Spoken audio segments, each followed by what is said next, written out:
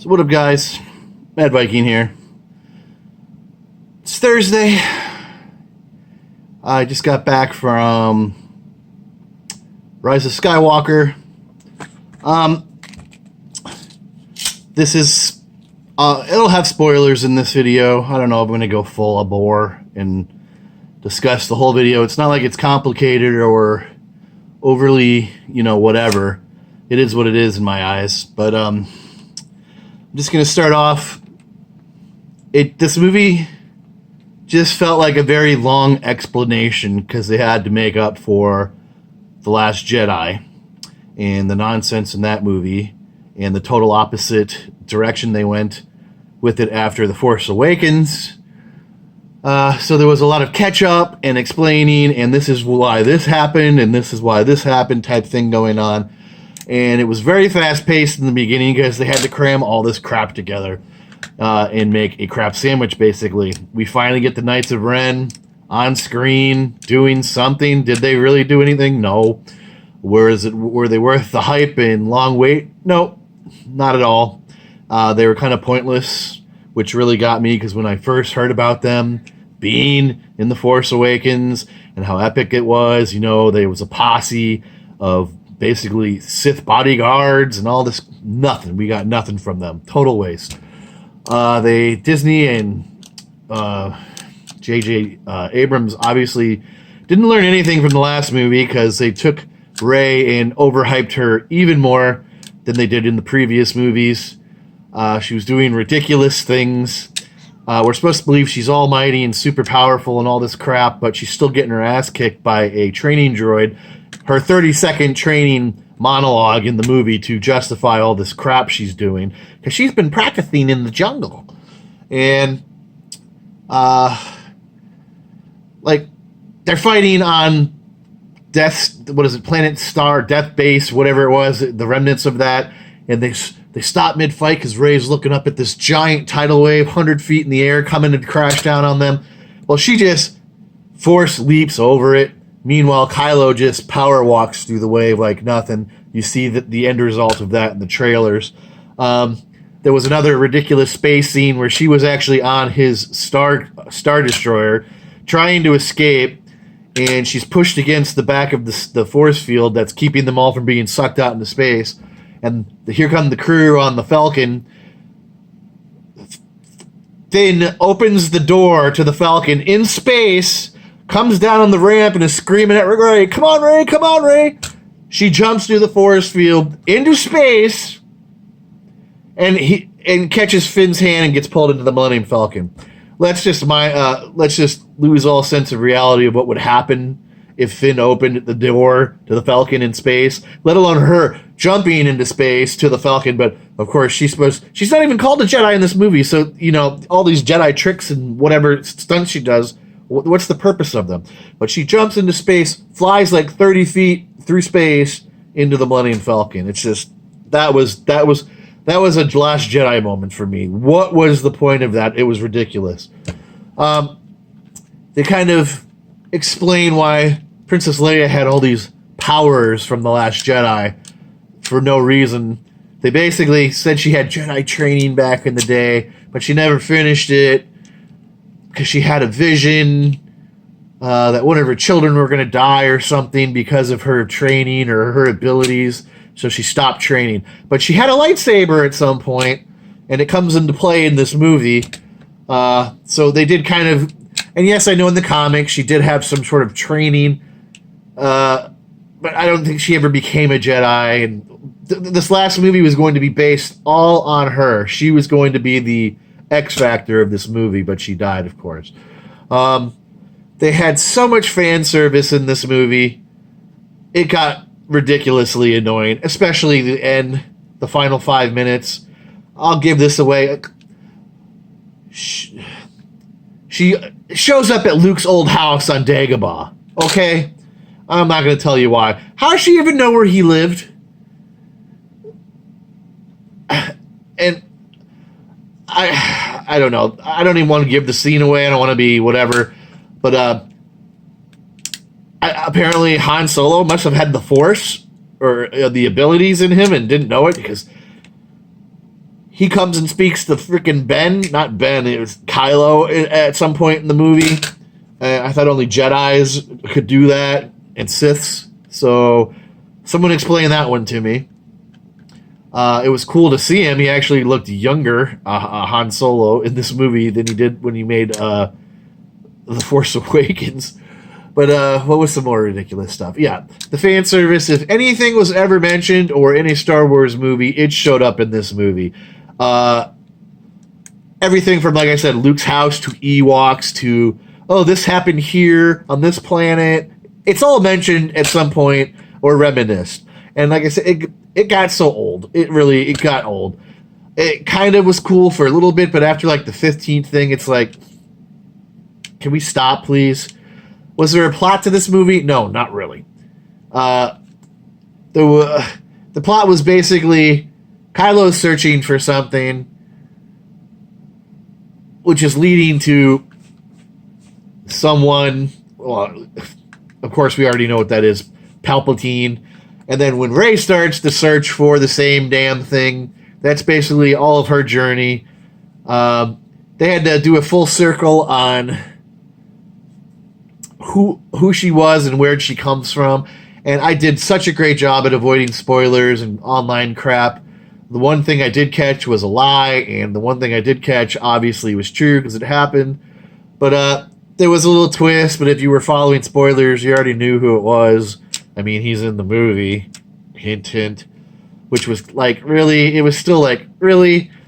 And I don't know. I had to see it again just because I have to pick up on some stuff again. Like when Kylo was explaining, he's like, my mother was the son of Vader, and your father was the son, my mother was the daughter of Vader, and my father was the son, was the son of Palpatine.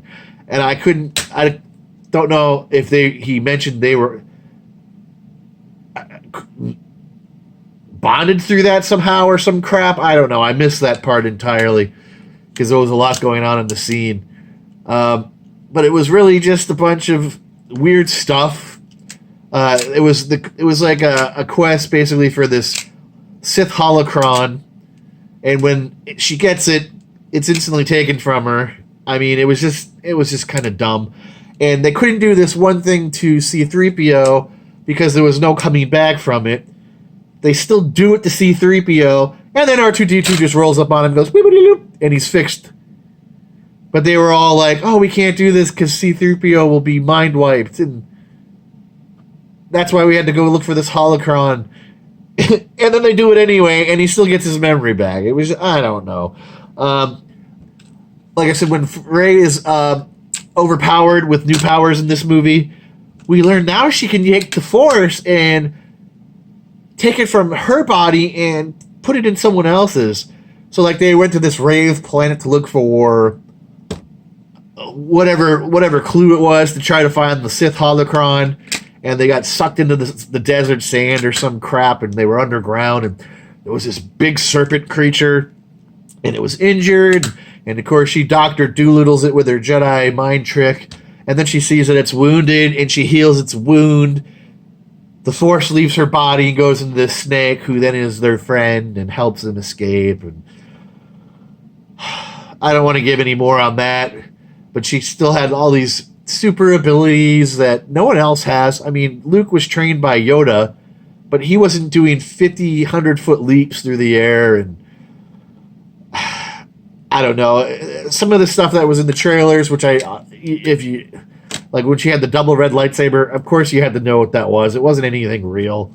The fight scenes weren't anything magnificent.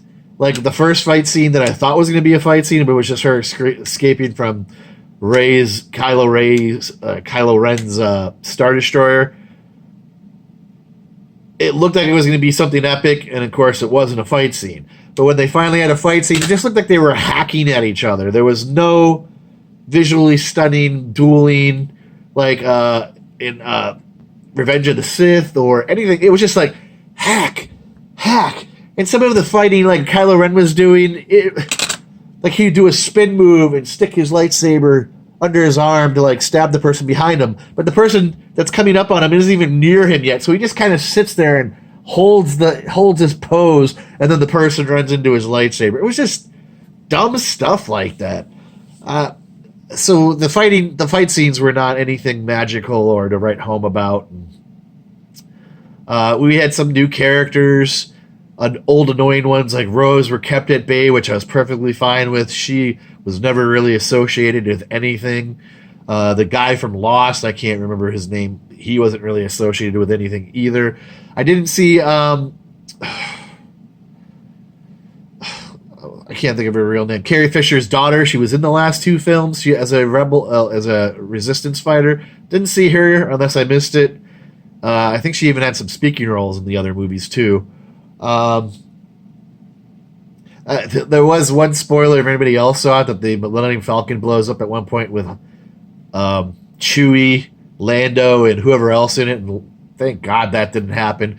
There is a twist scene in the movie. I ain't going to give it away because it dropped my jaw,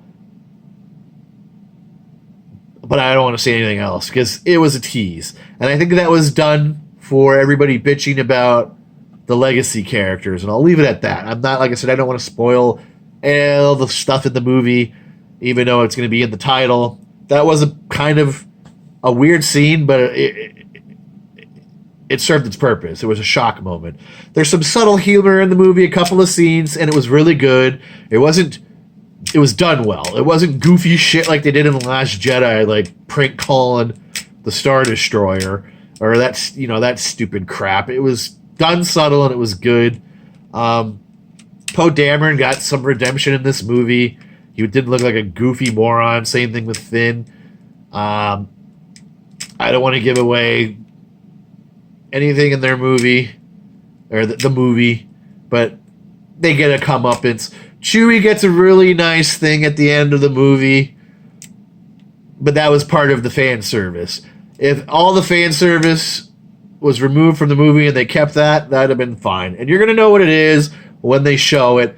And it's with a character that I don't even get why she's there. She was in the Force Awakens, and she was in a blip in The Last Jedi, and now all of a sudden she's like this resistance leader, and I didn't get it. It's just, I think she was just brought back because it was a female character, and the Force is female now thanks to Kathleen Kennedy. There was one part in the movie, like they're on Kylo Ren's Star Destroyer, and they're shooting all the stormtroopers, and like every other second to third, fourth one was all, they'd get shot and fall down screaming. It was a woman. Guy screaming, get shot, guy. Woman, guy, woman. And I'm like, okay. Like, even when they're sacking the town that they think Rey's in, and the stormtroopers are getting killed, woman killed, woman stormtrooper killed. It's like, come on, really? Are we supposed to believe the army was filled with women? And I'm not trying to be sexist, but it's reality. It doesn't happen in reality. Why does it have to happen in a male-driven, soap opera? It just, that to me, it just, whatever. Especially after like the 12th woman scream after being shot. I mean, they have enough female leads in this movie. There was more female leads in this movie than there were male leads, okay? So that will get a little goofy. But you'll notice it, trust me. I don't like how it ended. I will say that. It was too cutesy and Disney for me. There was just things in the movie that really didn't need to be there, like the new Sith troopers. The plot line to this movie doesn't really make any sense either, so it's not like this is a spoiler. Palpatine's been alive this whole time because he's in the trailers. You hear him. He's on a secret planet that no one could ever find. And he has been building an army this entire time. All these Star Destroyers that they show in the trailers, right? So I'm supposed to believe he's been hiding on a planet for 30 years, rebuilding his empire to secretly come back at some point. And what? All these crews of people that are building these Star Destroyers and the people that it would take to run these Star Destroyers are sitting on this planet, this doom and gloom planet. There's no light there. It's total darkness. And all it is like a planet that shoots lightning bolts from the sky every 5 seconds. But they're building I shouldn't even say dozens, hundreds of Star Destroyers to launch a major attack on the galaxy to wipe out we'll just say the Resistance. But the same plot line was in this movie that was in the last one. There's a super device that they just built, except now it's multiplied, we'll just say that, and their whole order of business is to go around destroying planets. It's just lazy script writing, really. It just really is. And of course, this new secret weapon and whatever becomes their Achilles heel. But I'll say this. Am I happy this is the end of the Star Wars Skywalker saga? No. Am I happy how it turned out? No. Are people going to like this? Yeah. A lot of people are going to like this because it's a blockbuster movie in a crappy time right now for movies. There really is nothing coming out. It's going to make money. It's going to make money like Captain Marvel made money because there was no other competition or decent movies out during that time. I mean, its competition is Cats. So, yeah, I don't think it's going to bomb. Is it going to make $2-3 billion? I don't. It might make one. I don't know. But what do I know? But it's too Disney-fied for me. Let's just say that. I guess I'm happy it's the end. It's not going to be the end of Star Wars, even though they're saying they're going to do like an 8-year retirement of Star Wars to get like the anger subsided, and probably some more people like me grow older and possibly disenchanted with the franchise. So when they start pumping these out again in 8-10 years, we won't care anymore. But when they do come back, I think people will be a little less harsh on these movies because there wasn't going to be 40 years worth of their life tied into these films like it was for me. My entire existence on this planet was associated with Star Wars. So when you start screwing with our franchise and SJWing it and putting all the stupid crap that didn't need to be in there and taking away our story, the story was always about the Skywalkers. This last 3 episodes was not about... They had them sprinkled in there to get you to go buy tickets. But they had nothing to do with the Skywalkers. It really didn't. They were bit characters in a movie for the new Disney version of Star Wars. That was basically it. But when they come back, they're probably going to do stuff like from the Old Republic time. Or possibly, I don't know, make some Darth Revan movies. I don't know what they're gonna do. But when that time comes, I think people will be ready for more Star Wars. This murdering and bastardized version of the Skywalker saga, it's over. It's finally done with. So I don't know. We'll hear all wounds will heal. And we'll probably be ready to watch some different type of Star Wars stuff 8-10 years from now. But I can't see Disney sitting around for 8-10 years really letting money go from their coffers. So we'll have to see how that goes. I have a feeling that Billy D. Williams is going to be offered a show on Disney Plus. Other than having this meaningless character, this female character in the movie, another female character that just comes out of nowhere but had a substantial role towards the end of the movie, I have a feeling they're getting their own Disney Plus series. Mark my words. Lando and whatever the chick's name is. It's the next group of stormtroopers, and of course this group was led by a female, and I don't know. I'm just happy they didn't kill Lando. I'm happy I don't want to get... I'm not going to say anything else. This has been relatively spoiler-free, but... like I said, there's really nothing more to discuss because there really wasn't a plot. It was just the plot was Palpatine's back. Kylo is still trying to find Rey and turn her to the dark side so they can be together and rule the galaxy. And that's really it. That's the entire plot. so take it for what this is worth. It's not Last Jedi bad. Am I going to go? I might go see it one more time It's not hard to follow. There's not a lot of Easter eggs. Everything is up in your face, so it's not like, oh, hey, look at that. I didn't catch that. You caught everything. You're not missing anything. Is it Last Jedi bad? No. I give it about a C+, a C. It's mixed bag reviews. I've already checked YouTube after I got out. People either love it or they say it's the worst movie in all of the Star Wars movies. And I don't know if I can say that because Last Jedi was just horribly bad. It was just bad. So I don't know. I can't say don't go see this movie because I saw it and I don't think it's god awful. I don't think it's horrible. If you're bored, like it's Christmas vacation, I mean, you're going to go see a movie and you're probably going to go see that. So go form your own opinion. It's not god awful. It's for some people, for a lot of people like me, it's the end of an era. I mean, this is probably the last thing you could ever attach your childhood to was Star Wars, the Skywalker saga. So it just shows we're all getting old, right? But I don't know. That's it, guys. I'm not going to harp on this anymore. It's going to get, like I said, a C+ from me, C-. I'm going to see it maybe one more time, probably with my niece and nephew, and that'll be it. And like I said, maybe in 10 years from now or whenever it is, I'll be ready to watch some more Star Wars. Right now, I'm done. I'm done. I'm happy it's over because we don't have to put up with this anymore. We can move on to a different storyline and just see how it goes. So, anyways, guys, that is it for now. Hit like, subscribe, leave a comment, whatever. Tell me what you thought of the movie because I am genuinely curious what you think. I've already talked to 2 personal friends. They thought it was all right, but nothing special.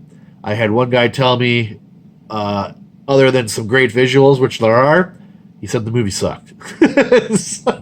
So I will say that there are some great specials, some visual scenes. Oh, and I was also told this movie mirrors the plot of Frozen 2. I don't know if that's true or not because I have not watched any of the Frozen movies. But I just from the trailers, I can kind of see it a little bit.